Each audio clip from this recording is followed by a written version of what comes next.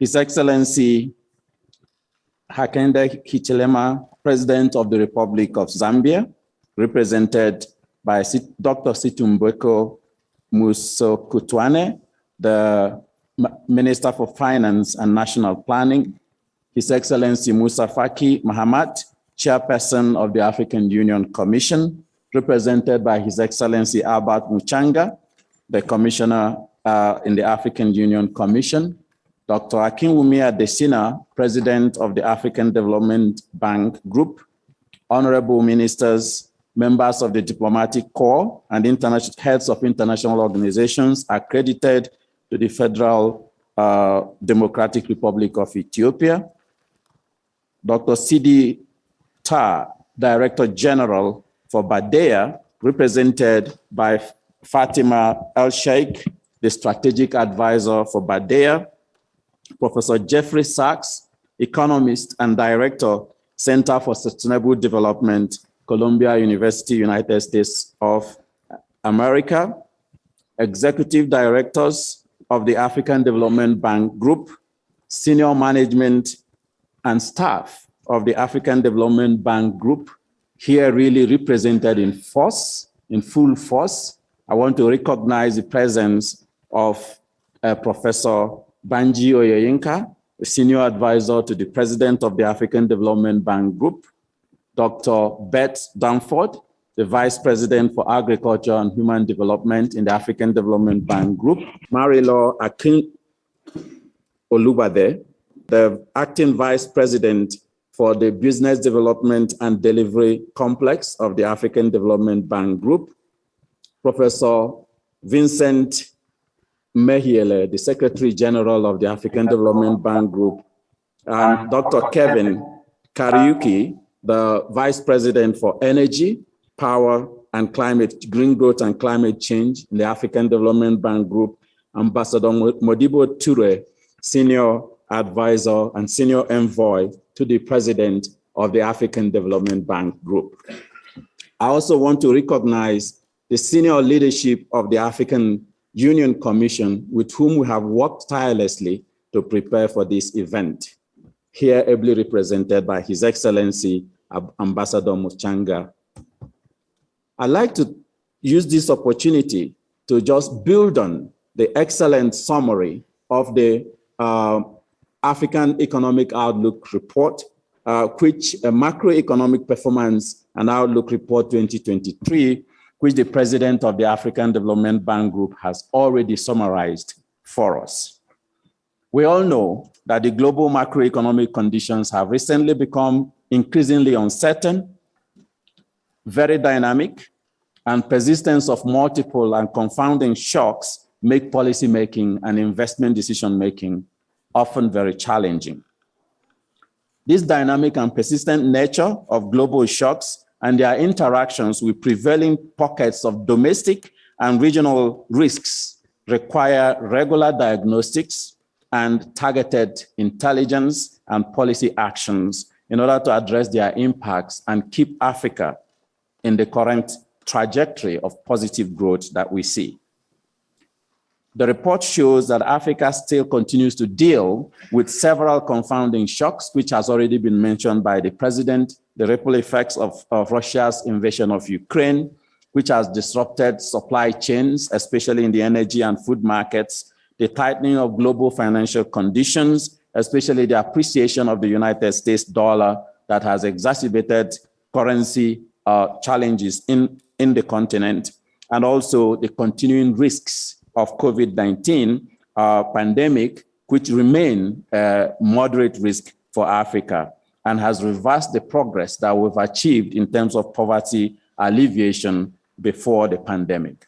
It was because of all these confounding challenges that the African Development Bank Group, under the leadership of President Akinwumi Adesina, decided to release these reports in order to be able to guide global investors, African policymakers, private sector, and African people in making decisions on how to navigate these confounding and dynamic shocks.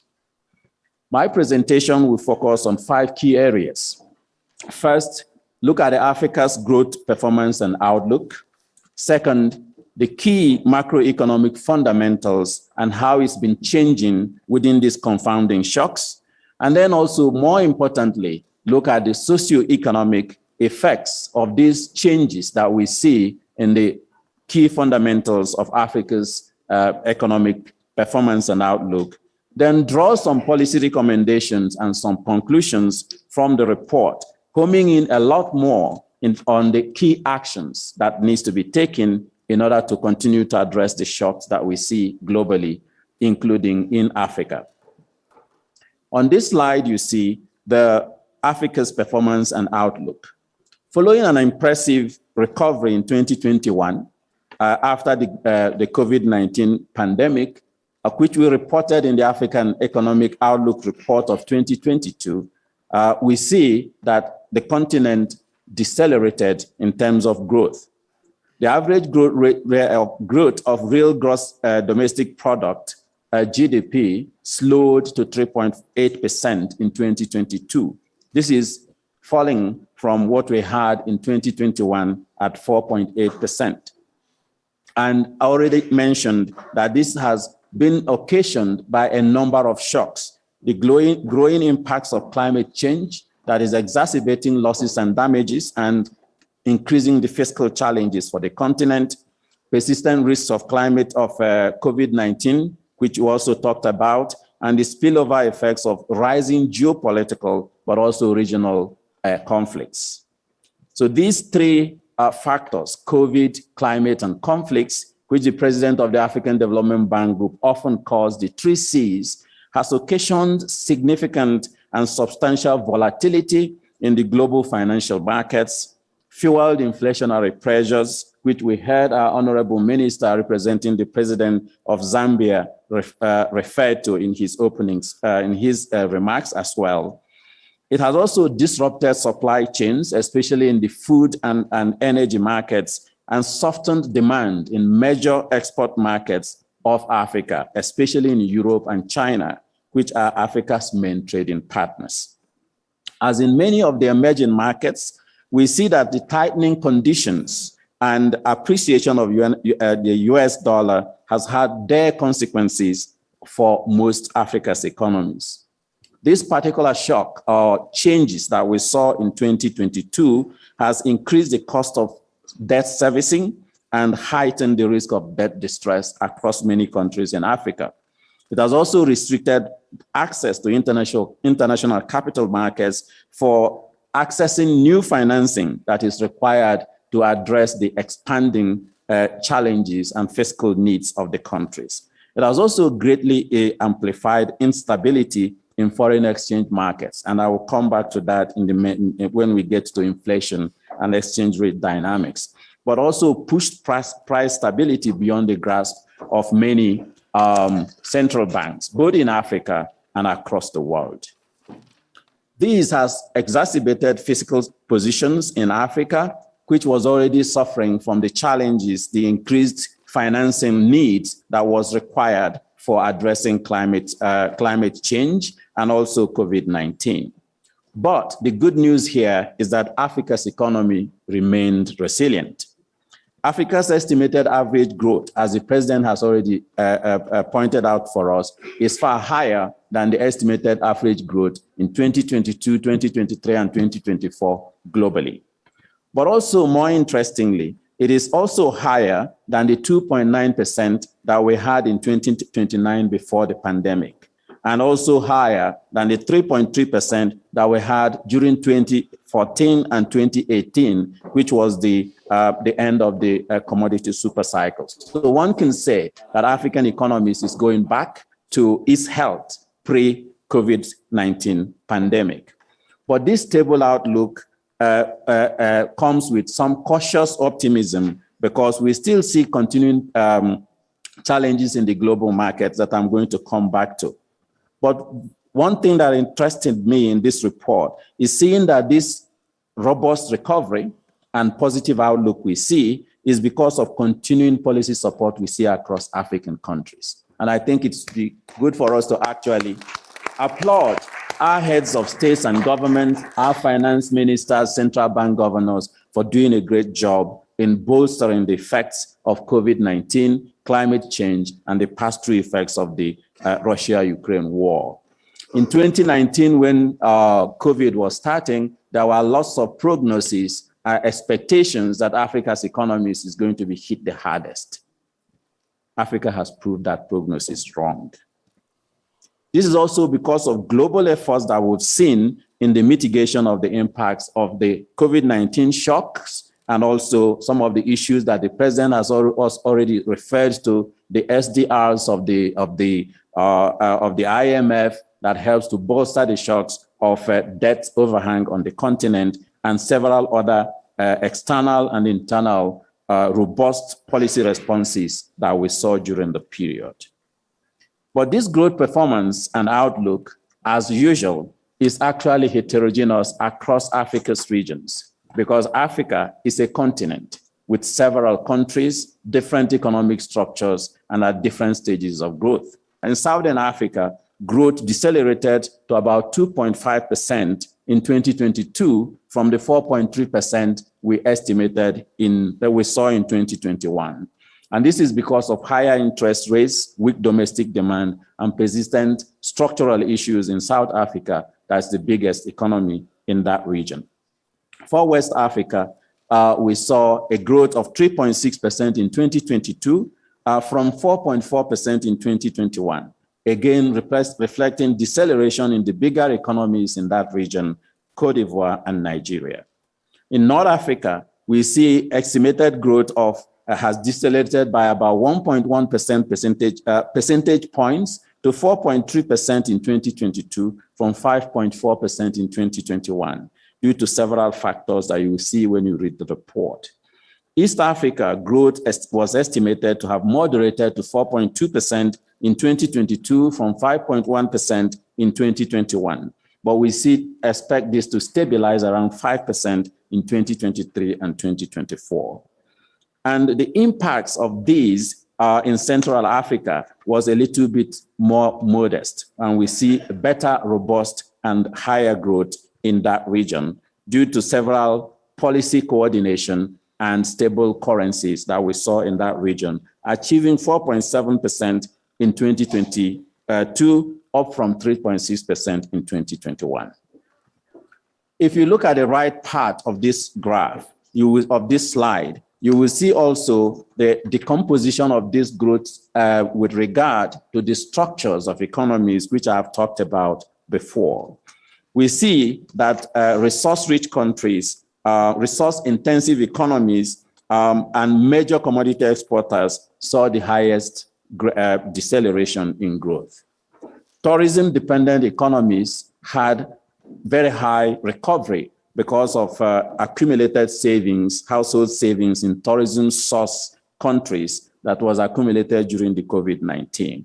And oil exporting economies also declined, even though one would have expected that with the Russia-Ukraine war and the rises in energy prices, that they would be able to recover. And that was because of structural issues in the production and also other issues that with public financial management that in some of those countries.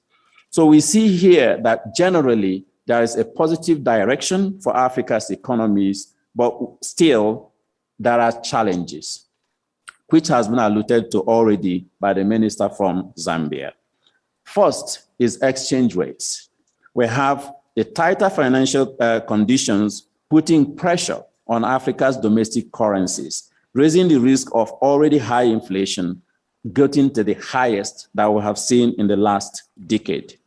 It destabilized foreign exchange markets in most African countries. But again, the dynamics were mixed from country to country, from region to region, depending on the structures of these economies.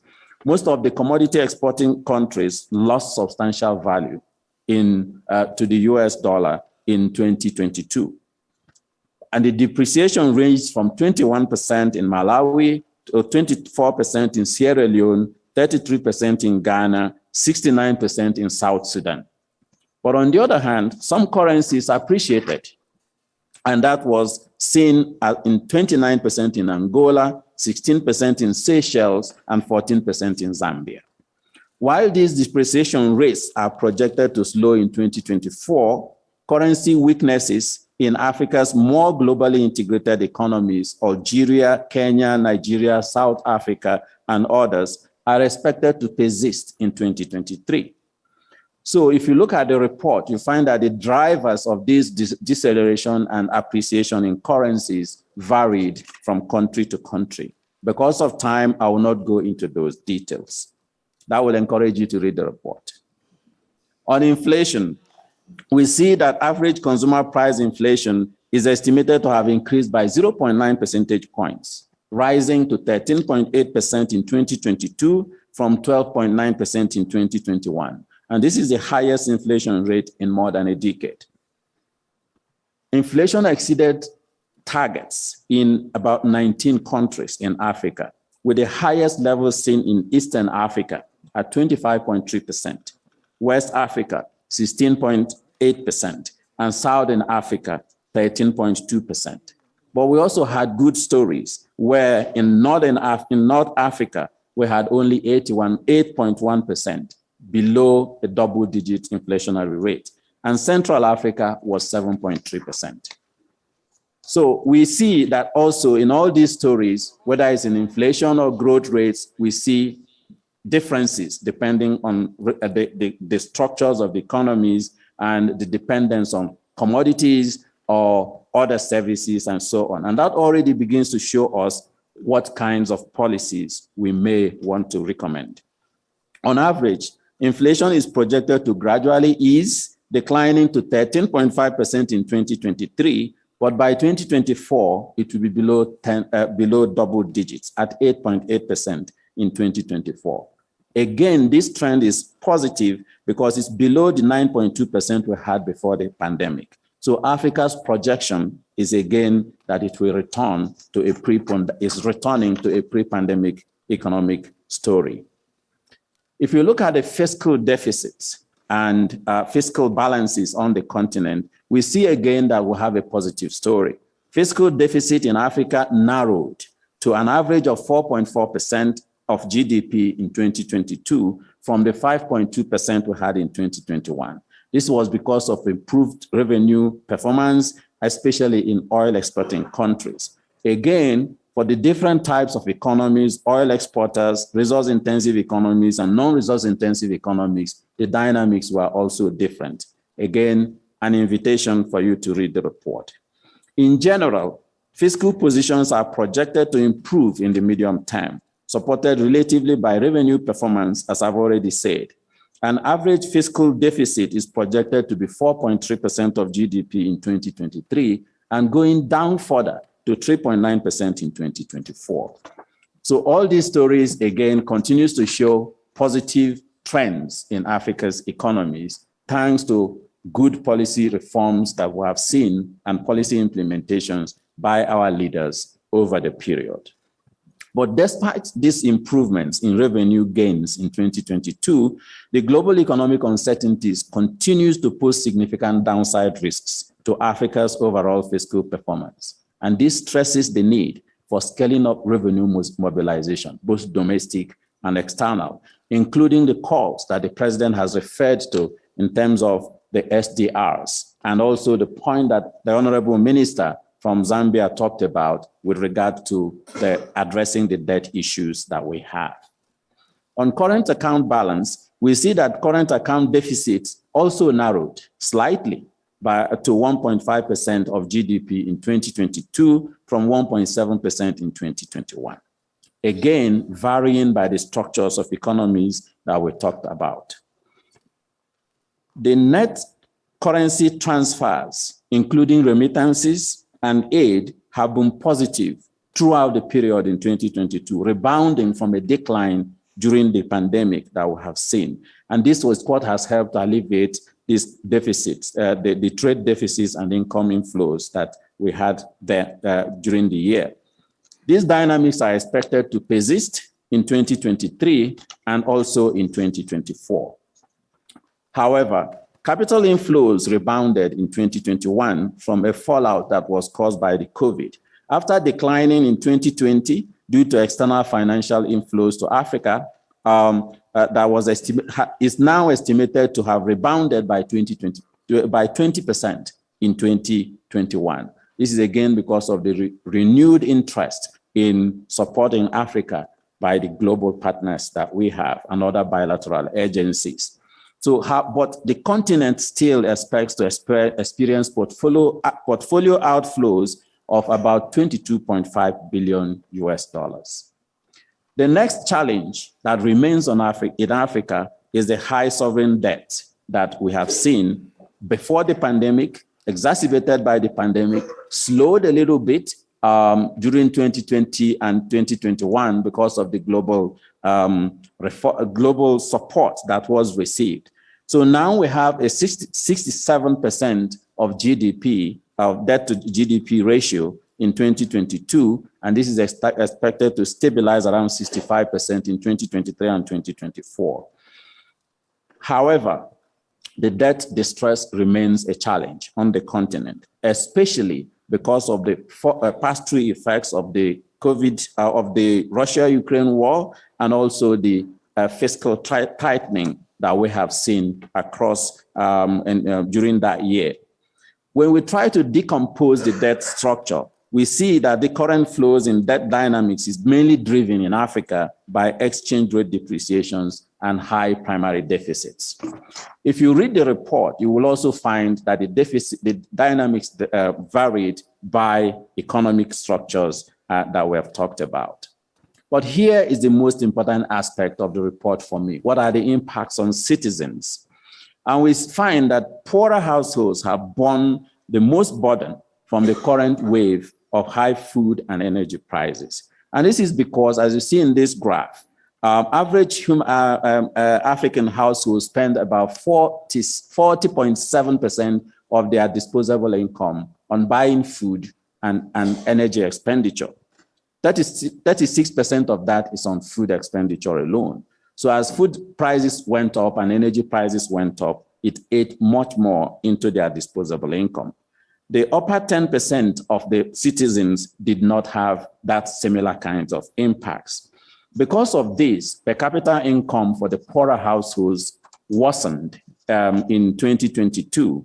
And in addition to about 60 million people that were pushed into extreme poverty during the COVID era in 2020 and 2021, we estimate 15 million additional Africans that were pushed into extreme poverty in 2022 because of all these confounding shocks that we have talked about. Now, if we go forward and we see that this pass-through effects is because of the impacts on the energy and food price changes. And it is why the President Adesina has mentioned the Africa Food Summit, where the bank mobilized, working with President Macky Sall, the 30 billion to support food compacts in Africa. This is a major recommendation we had from this report. And I want to thank the president of the bank and VP Beth Dunford, and also our leader, His Excellency Macky Sall, for leading that charge, because that will already address one of the major challenges that we haven't seen as we go forward. Another point that was there is undernourishment, which became significant on the continent. Now the moderator is looking at me, so I have to rush to try to conclude. What are the major risks that we see that we need to watch for 2023 and 2024? The first big one is the deceleration in growth across the world, especially in the trading partners. In fact, many countries are expecting to slide into recession, but that is not the story in Africa yet. So these continued global uncertainties and risks are things that countries need to continue to watch. But the risk of debt default could increase in Africa for the reasons that we have talked about, the US dollar appreciation and the fiscal consolidation and tightening of monetary conditions globally. But a third risk that we want to mention is the heightening of the physical risks of climate change, which is increasing the fiscal risks of countries because of the losses and damages that happen. You build infrastructure with borrowed funds, and one event wipes it out, that infrastructure will need to be rebuilt. So we need to pay attention to the climate change impact significantly. But again, high dependence of African economies on primary commodities and exports, we see that countries that depend on this face three kinds of significant challenges: high volatility in incomes and revenues, and also difficulty in estimating what you can have. And because of that, it becomes very difficult to plan. If you try to map Africa's GDP growth rates from 1960 to date, you will see that it tries to trail commodity prices in the global market. So we need to change this as we go forward. But there are also low probability risks, which are moderate. The rates of COVID vaccination in Africa is still low, so we can rule out a resurgence in different countries. We have also regional conflicts in some African countries that we need to watch, because that creates a lot of significant challenges on capital flight and in Africa, but also political risks that could occur from policy reversals. About 30 African countries will be having national elections in 2023 and 2024. So how those elections are conducted and the transition of power will be significant in defining the future of the economy as we look at them. What are the policy recommendations as I try to conclude? One, we need policy coordination. The time is gone when we will think about fiscal policy as standing alone from monetary policy, because some monetary policy actions can have knock-on effects on the productive capacity of countries and access, especially for low and middle-income economies, and also for SMEs in these economies. So there needs to be a very clear coordination in those policies, depending on what are the factors that countries need to look at.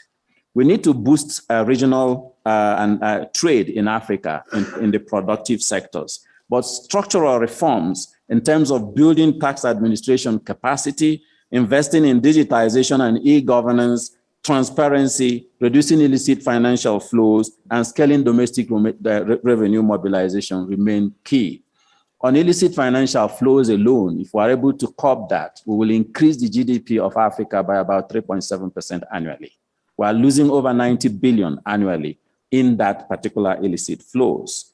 So improving institutional governance remain a central part of the policies that we need to think about, and also reducing the structural budget deficits and accumulation of debt in Africa. Debt in itself is not bad, but how we borrow, what we use the borrowed money for are the clear things that we need to think about.